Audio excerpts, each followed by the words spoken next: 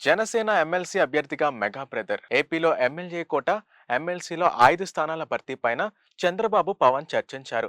ఈ 5 స్థానాల్లో ఒకటి జనసేనకు, మరొకటి బీజేపీకి ఈ కేటాయింపు పైన చర్చ జరిగింది.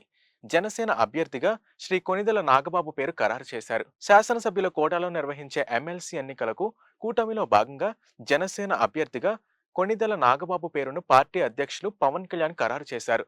పార్టీ రాష్ట్ర ప్రధాన కార్యదర్శిగా నాగబాబు సేవలందిస్తున్నారు.